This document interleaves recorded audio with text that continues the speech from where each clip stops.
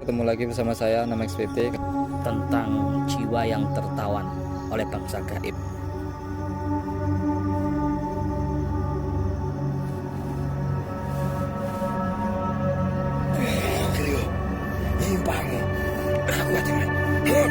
Itu pun akhlaknya nggak ada, pemirsa. Walaupun kalian punya ilmu, kesaktian, punya kejadukan, kekebalan, luar biasa keilmuan kalian, tapi kalau kalian semena-mena, jadi nggak punya akhlak, itu pun juga nggak baik. Jadi kalian harus menjaga etika, harus menjaga kesopanan santunan. Bahwasanya di sekitar kalian banyak makhluk-makhluk yang memang ada kehidupan. Jadi kita akan melanjutkan ekspedisi lagi di tempat ini. Kita akan menguak. Cukup dari saya, presenter nama XPT. Assalamualaikum warahmatullahi wabarakatuh.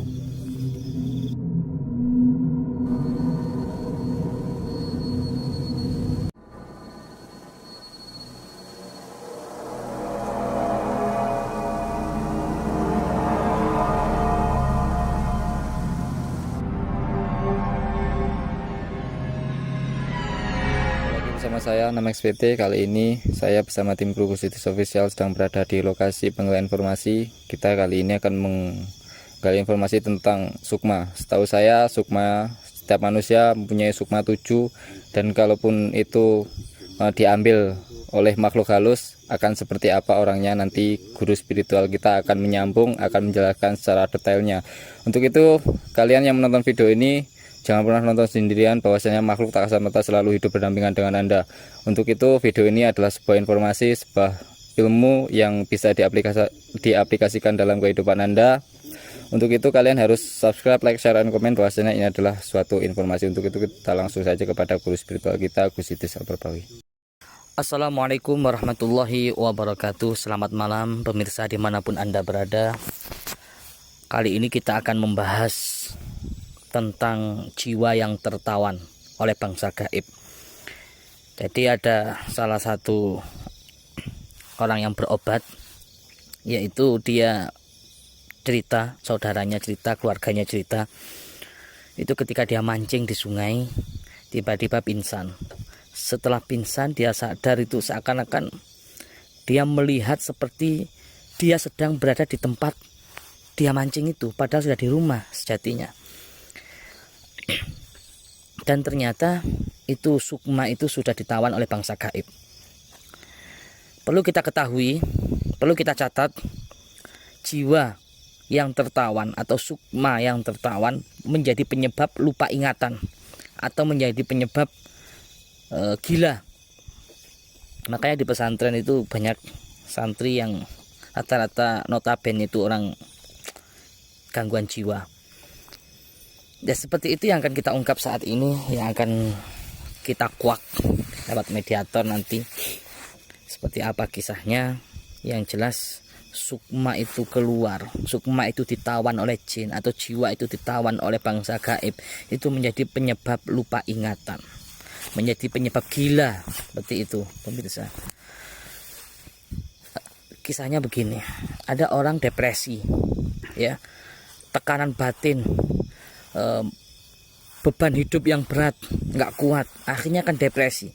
Lah keadaan depresi itulah makhluk gaib mudah sekali masuk ke dalam jasad manusia, sehingga mengambil tubuh halus manusia, disembunyikan, kadang di sungai, kadang di barongan, kadang di gua, kadang di air, dan lain-lain. Yang jelas malam hari ini akan kita kuak bersama seorang pasien yang lupa ingatan, awalnya sehat tapi menjadi penyebab lupa ingatan karena jiwanya ditawan oleh bangsa gaib ketika dia mancing di sungai tersebut. Jadi langsung saja kita akan mengkuak lewat mediator. Sebelum itu support terus video kita, channel kita, supaya kita bisa lebih semangat membuat video ini tiap harinya. Terima kasih. Jangan lupa subscribe, like, dan komen, share.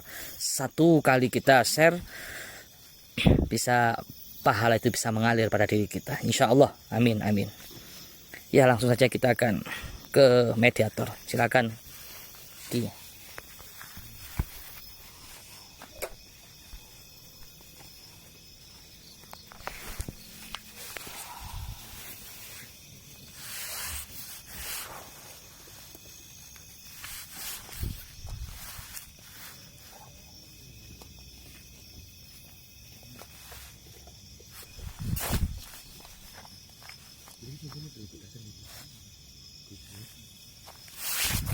Kita akan memasukkan itu jin penunggu pohon itu. Ketika orang mancing itu di pohon itu.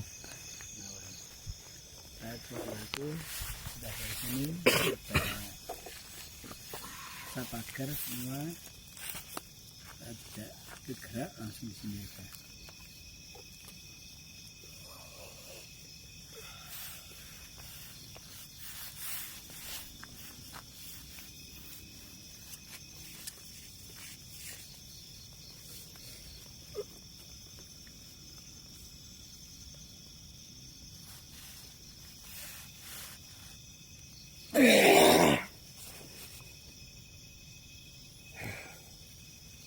Kasih kebebasan aja, dia bebas, enggak dia bebas. Ini enggak nyerang. Tarik sini.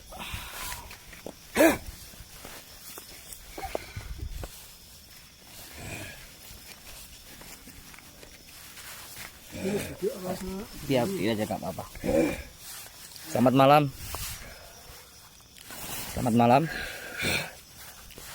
Alhamdulillah, masyaallah, bismillahirrahmanirrahim. Selamat malam. Selamat malam. Saya menjawab dia, alhamdulillah. Bisa boleh kenal siapa nama kamu? Oh, nggak punya nama kamu? Ya, gak apa-apalah. Nggak kenal nama kamu juga nggak mengapa. Betul kamu penunggu itu, penunggu sungai Gesang. Ini ada pasien, ada saudara saya yang sakit, tiba-tiba sakit, lupa ingatan seperti orang gak waras, gila itu. Saya mau tanya, mau kemana? Sini aja, sini. Bismillahirrahmanirrahim. Ayo sini. Nah, ini agak luas ini.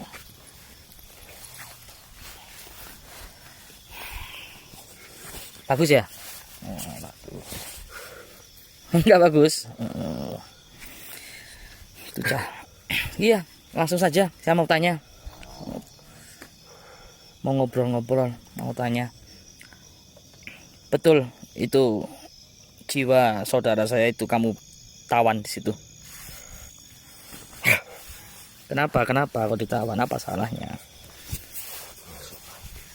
Kenapa? Tak punya sopan. Nggak punya sopan gimana? Nggak punya sopannya gimana? Tak punya pamit. Ya kan dia nggak lihat, dia nggak tahu. Loh, mau kemana kamu sini? Ya kan masalahnya dia nggak ngerti kan. Mau pamit gimana? Pamit gimana? Memang contohin. Pamitnya pamit gimana? Kamu penunggu darat apa air? Ayo. Pamit.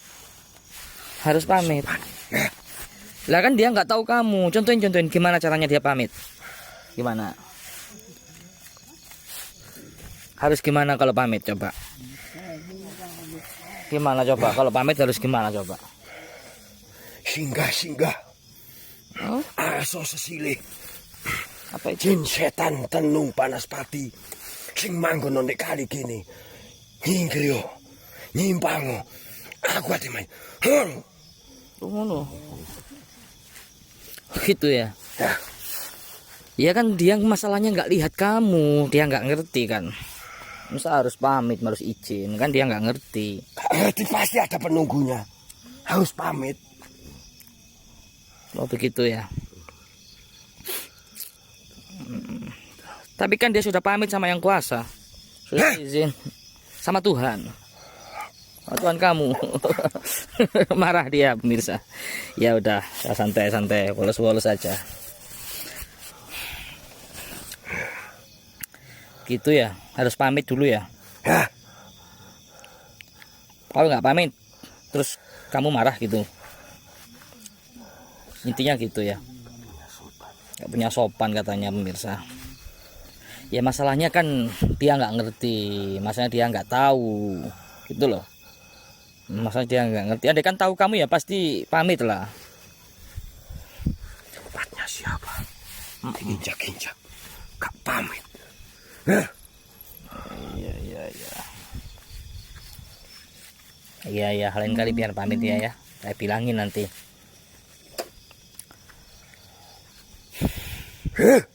Terus sekarang jiwanya kamu tawan berapa itu? 6. Kasihan dia. Orang yang awalnya sehat jadi lupa ingatan. Harus dikembalikan. Kenapa? Ada apa? Kenapa? Mengganggu orang bicara itu.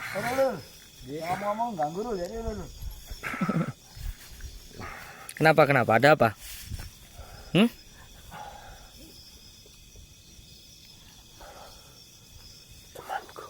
Teman kamu kenapa?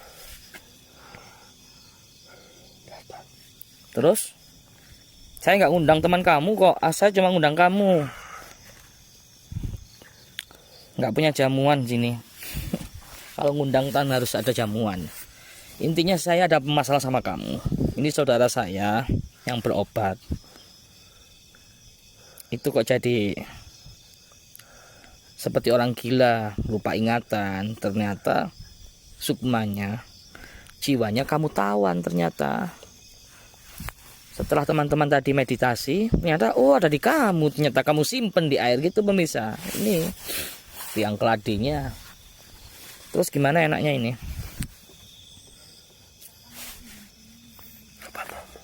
Iya, saya mau saudara saya kamu kembalikan sukmanya, kamu kembalikan jiwanya supaya dia normal, bisa beraktivitas lagi, bisa bekerja. Kasihan anak-anaknya. Ngomong-ngomong ulang dulu. Pamit dulu. Minta maaf. Minta maafnya caranya gimana? Datang. Oh, berarti harus datang gitu ya di tempat kamu ya. Hah? Syarat apa? Saya aja mewakili saya aja gimana? Kalau saya yang datang mewakili, dia kan lagi kondisinya lagi kayak gitu, nggak bisa lah ke rumah kamu, nggak bisa lah datang. Aduh, kayak ngamuk dulu. Kamu juga batal ngamuk. Udah. Gimana terus? Apa saya wakili aja ya? Saya yang datang ke rumah kamu, kembalikan itu sukmanya. Kasihan dia. Gak bisa.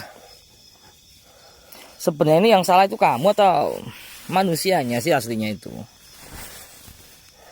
Main culik-culik sukma orang aja.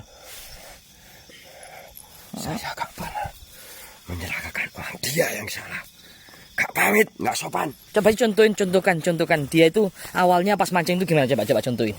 Salahnya dia gimana coba? Mancing. Ya, coba contohkan.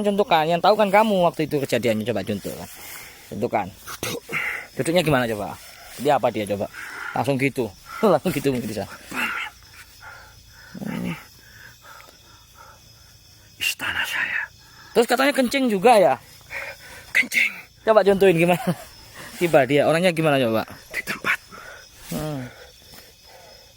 Gak punya sopan. Ya mungkin kebelet lah dia kencing pemirsa. Kebelet lah. Masa harus izin mbak saya pipis gitu? Iya harus gitu. Coba contohkan dia waktu itu gimana coba posisinya, mulai dia duduk, dia kencing itu gimana? Langsung gitu, nggak ngomong apa-apa ya kan dia nggak tahu. Oh, Tempat saya. gimana kencingnya? Gitu ya. Di kencingnya berdiri ya? Ya Allah. Ya kan nggak ngerti kamu kalau kamu di situ. Saya di pohon. Ya kencingnya di pohon gitu.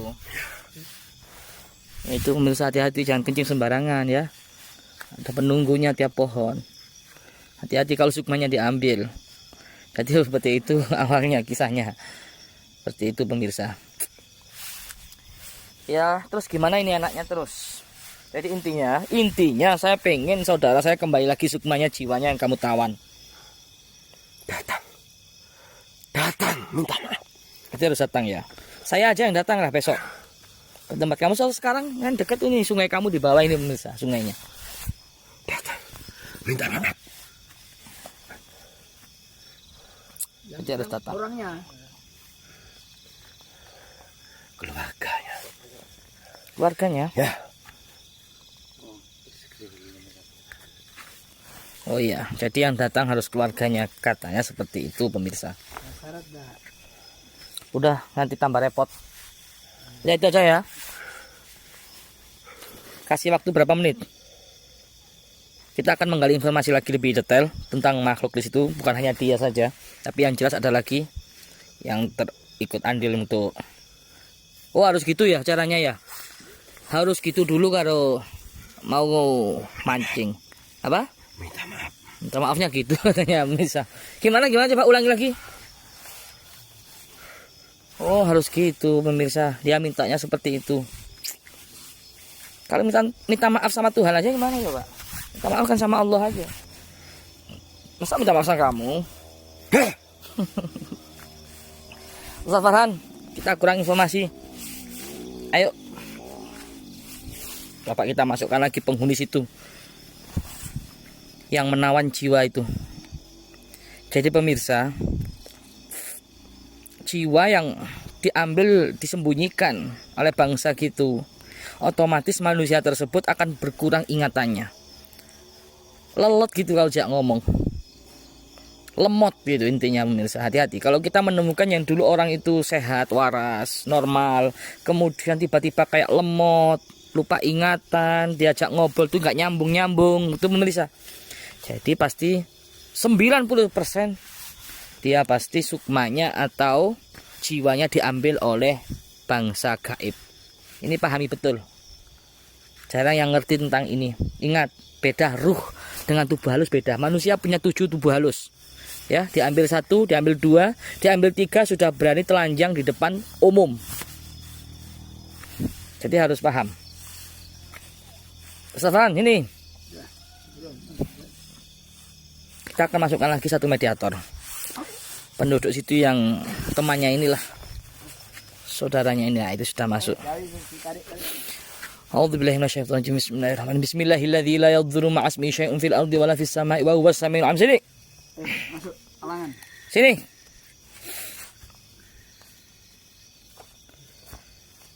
Bismillahilladzi la yadhurru ma'asmihi syai'un fil ardi wala fis sama'i wa huwas samiul 'alim. Sini. Kamu kenal siapa itu? Kenal nggak? Oh temannya pemirsa. Sini, mendekat sini. Sini, mendekat sini. Saya memanggil kamu, intinya ya sama seperti yang saya sampaikan sama teman kamu. Saudara saya sukmanya kamu ambil. Intinya 2. Sukma manusia ada 7. Sekarang tinggal 6 atau tinggal 5 sekarang. Kamu tadi mengelabui saya katanya tinggal 6. Enggak, 2 yang kamu ambil ternyata. Sukmanya sekarang tinggal 5. 1 kamu tawan, 1 tawan teman kamu. Betul kan itu? Betul enggak? Kenapa? Kenapa kamu tawan juga yang 1? Kenapa? Kenapa kamu tawan? Kasihan dia. Tata rama. Otak ramah. Tidak saban. Emang kenapa dia? Emang kenapa? Oh dia anak mancing kok. Apanya yang nggak sopan? Kami sedang berkumpul. Oh apa? Tiba-tiba. Tiba-tiba apa dia? Tiba-tiba ngapain dia? Ngapain? Kena. Kotoran. Oh kamu dikencingin. Gimana coba contohin? Kamu di pohon itu. Coba contohin dia kencingnya gimana? Ini misalkan kamu di sini. Kamu di mana coba? Dia orangnya gimana? Ngapain? Contohkan. Yang mana yang nggak tata keramanya yang mana?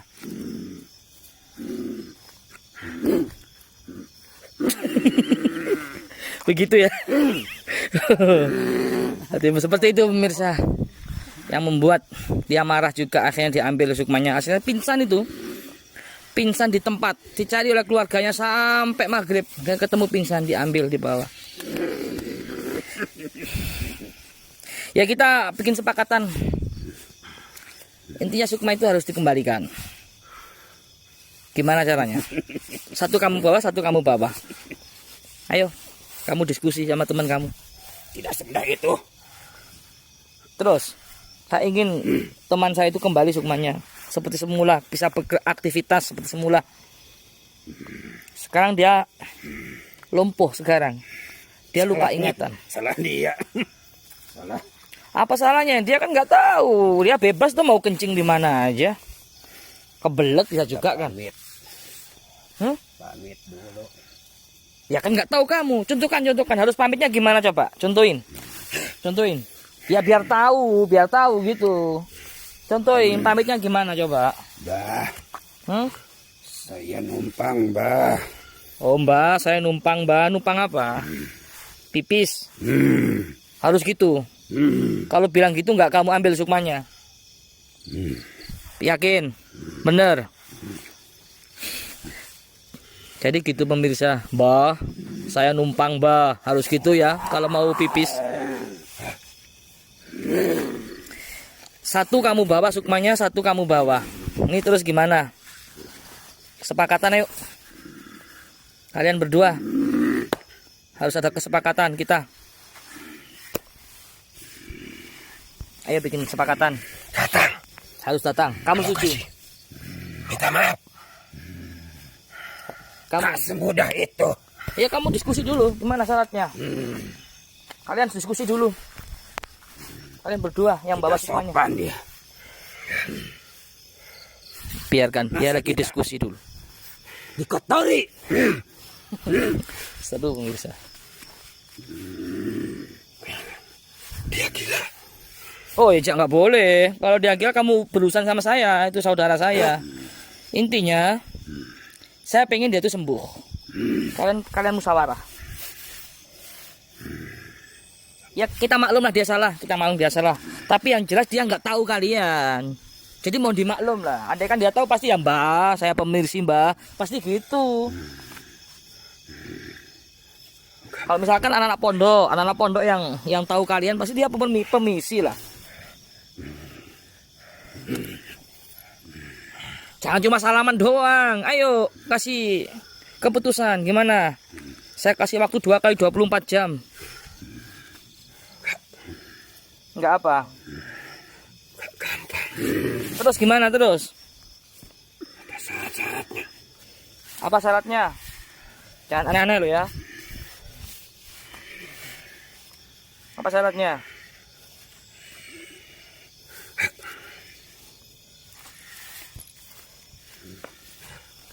Apa syaratnya dari kamu? Kamu dulu.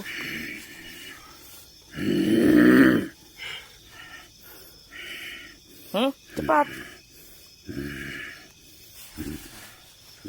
Kalau kamu nggak kasih keputusan, berarti kamu berurusan dengan kita. Karena dia minta tolong ke kita. Kita minta tolong sebagai saudara akhul muslim, ya saya wajib menolong. Jadi santri-santri saya juga wajib menolong. Jadi kalian juga berurusan nanti dengan kita. Kalau kalian nggak cepat kasih jawaban. Gimana? Cepat. Ayo. Minta maaf. Ya kan sudah, nanti besok akan minta maaf keluarganya. Ya? Kamu apa? Ini penduduk darat pemirsa, ini yang penduduk air. Berusaha dia. Berusaha dia. Berusaha apa? Sendiri. Ya nggak bisa, dia lumpuh kayak gitu. Dia jalan aja susah. Sukmanya kamu ambil. Satu diambil ini. Dia selain diajak ngobrol susah, dia lupa ingatan, dia juga susah untuk fisiknya itu drop. Itu loh. Jalannya ini sulit, jalannya. Kasih makan. Kasih makan. Di lokasi. Tak belikan nasi goreng ya. Minta maaf. Nggak mau nasi goreng. Sate kambing, gulai ya. Pizza, mau pizza. Nah, apa mau kamu? Katanya tadi cuma itu aja. Cuma minta maaf, sekarang kok makan-makan gak mau kamu. Nambah-nambah kamu nggak konsisten ah. Harus konsisten dong. Kamu cuma minta maaf aja cukup ya. Gimana gitu? Contohin harus gimana? Ngomongnya gimana? Harus gimana? Masa bah harus gini? Oh ya gimana? Gimana? Contohin.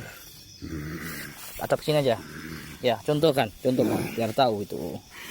Teman-teman biar tahu, kameramennya biar ngerti. Contohin gimana? Harus minta maafnya gimana? Oh begitu. Oh gitu ya. Harus gitu pemirsa. Mintanya gitu. Ngomongnya gimana ngomongnya? Ngomongnya apa? Ngomongnya gimana? Nggak cuma gini aja ya. Gak usah ngomong ya. Aku minta maaf. Mbah, aku minta maaf, Mbah. Ya oke lah, deal ya. Oke, deal ya. Gitu aja ya. Kamu gimana deal? Ya, deal ya. Cuma gitu aja ya. Jadi mereka minta maaf. Ya itulah repotnya dengan urusan jin ya. Makanya kalau hati kita nggak kuat, mudah sekali sukma kita diambil. Ya sekiranya sudah cukup, informasi sudah detail Mbak Yai. Kesana kamu. Panggil tuh. Dipanggil Mbak Yai sana. Kasih apa itu? Saya jelas pemirsa sudah terkuak. Jadi intinya sukma itu diambil oleh mereka. Ternyata mereka mengakuinya. Memang sukma manusia itu ada 7. Ya, ingat sukma manusia ada 7, tubuh halus manusia ada 7. Beda dengan roh. Kalau roh urusannya sama Allah, roh urusannya sama malaikat.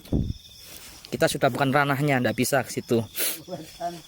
Jadi intinya sukmanya 2 yang diambil tawan, sehingga membuat lupa ingatan. Fisiknya pun juga min sekali saat ini, untuk jalannya susah, ngedrop lah, fisiknya lemas. Jadi intinya 2 sukma yang ditawan mereka sudah terkuak dan akan segera kita kembalikan. Permintaan dan dia cuma minta maaf gitu aja. Makanya ini pelajaran buat kita juga, biar kita punya akhlak. Yang di sini ya, ambil poinnya akhlak. Akhlaknya gimana? Ya kencing itu nggak ngawut ya, nggak ngawur. Ya intinya itu juga makhluk Allah, intinya begitu. Kita nggak ngawur, kencing pun juga ada aturan. Makanya kalau kencing berdiri itu efeknya luar biasa. Hati-hati. Kencing berdiri itu berkas-berkasnya kencing muncratnya itu bisa jadi petikan api neraka. Makanya kencing kalian tuh jangan berdiri. Kencing tuh dengan jongkok mirsa, walaupun darurat ya. Hati-hati. Itu juga akhlak. Yang kedua, ketika di tempat-tempat yang sekiranya kamu merasakan ada penunggunya, kalau kamu nggak punya bacaan tameng-tameng yang kuat, ya itulah seperti betul yang dikatakan mereka. Itu menurut keinginan mereka, alamnya mereka seperti itu. Pengennya mereka diuangkan kan gitu. Mbah minta maaf mbah, kan gitu. Mbah mohon izin mbah, itunya gitu. Kecuali kalian sudah punya benteng, jadi mau sesuka hati kalian. Itu pun akhlaknya nggak ada pemirsa. Walaupun kalian punya ilmu, kesaktian, punya kejadukan, kekebalan, luar biasa keilmuan kalian. Tapi kalau kalian semena-mena, jadi nggak punya akhlak, itu pun juga nggak baik ya. Kesombongan, keangkuhan, itu juga makhluk Allah. Jadi kita pun harus bisa ada adab. Makanya ketika kamu disuruh memilih antara ilmu dan akhlak, maka pilihlah akhlak. Ya, innama bu'istu liutammima makarimal akhlak. Jadi diutusnya Nabi, diutusnya Rasul, yaitu untuk memperbaiki akhlak, untuk mencontoh uswah. Jadilah contoh, jadilah akhlak. Jadi ada akhlak kepada Allah, ada akhlak kepada Nabi, ada akhlak kepada orang tua, ada akhlak kepada keluarga, ada akhlak kepada sesama saudara muslim. Itu semua pakai akhlak, maka akan jadi indah dipandang, sejuk dalam lingkungan. Coba saya kasih 2 pilihan, pilih mana, ilmu atau akhlak? Percuma pinter, percuma banyak ilmu tapi nggak punya sopan santun, nggak punya akhlak, ya maka akan mendapatkan ganjaran yang jelas. Dengan urusan dengan bangsa gaib aja seperti itu kalau nggak punya akhlak, itu kan pemirsa. Ini ya ilmunya di sini. Jadi kita betul yang dikatakan Nabi, innama bu'istu liutammima makarimal akhlak dan akhlak. Sekali kita harus mempunyai akhlak, ketawaduan ya. Tawadu itu penting sekali. Jangan sampai ada kesombongan sedikit pun dalam hati kita. Iblis diciptakan Allah. Ini adalah makhluk yang paling hebat, makhluk yang paling pinter andalannya dulu. Sampai malaikat-malaikat kalau ada permasalahan itu minta pendapat sama iblis. Waktu itu sebelum iblis dinas atau dilaknat oleh Allah.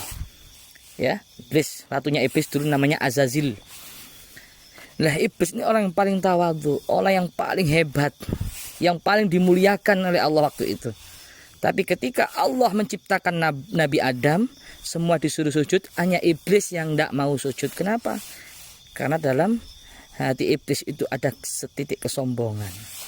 Maka dilaknatlah oleh Allah, pergilah kamu dari surga, pergi ke bumi.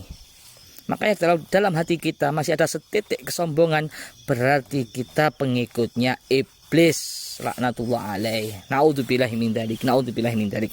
Jadi intinya kita berusaha untuk selalu rendah hati, selalu tawadhu pada siapapun, walaupun yang kita ajak bicara, walaupun kita berkumpul dengan orang-orang yang levelnya di bawah kita. Kita harus merasa dalam hati kita bahwa kita adalah yang paling hina di hadapan mereka. Itu yang luar biasa ya. Ketika kita berkumpul bersama orang-orang, misalkan di suatu majelis taklim, jangan merasa paling bangga walaupun kamu itu ilmunya paling tinggi di antara mereka, tapi merasa dalam hati, ya Allah, saya belum tentu masuk surga dulu. Bisa juga mereka yang ke surga dulu. Mungkin di antara perkumpulan ini saya yang paling bodoh, saya yang paling hina. Dengan ketawaduan itulah menjadikan kita sebab diangkatlah derajat kita oleh Allah Subhanahu wa taala. Sebaliknya, kita terlalu takut dengan kesombongan, kita terlalu takut was-was, itu juga berbahaya. Man jadriya fahuwa jadriya. Sesungguhnya siapa yang takut akan riya, terlalu ketakutan over, malah akan menjadi mbahnya riya. Itu juga berbahaya pemirsa. Menurut Imam Ghazali seperti itu. Jadi kita seperti apa? Tawaduklah seperti biasanya. Yang penting nggak ada dalam hati kita kesombongan. Intinya kuncinya di hati. Innallaha la yanzuru ila ajsamikum wala ila suwarikum walakinnallaha yanzuru ala qulubikum. Intinya kalau pengen selamat dunia akhirat hati kalian. Allah enggak memandang fisik kalian, Allah enggak memandang rupa kalian, Allah enggak memandang suara kalian, tapi Allah memandang hati kalian. Jika hati kalian bersih, jika hati kalian baik, hati kalian tawadhu, maka akan selalu dijaga oleh Allah dari gangguan sihir apapun, bangsa gaib atau apapun. Insya Allah. Mungkin itu saja yang dapat kami sampaikan. Mudah-mudahan dengan peristiwa ini yang kami videokan, karena ada pasien yang sedang sakit, jadi kita ambil langsung, kita kuak bersama, kita videokan. Ternyata sudah terkuak. Mudah-mudahan dengan video ini bermanfaat, khususnya bagi kalian. Jika bermanfaat, support terus video ini supaya kami bisa semangat untuk membuat video-video selanjutnya. Itu saja yang dapat kami sampaikan.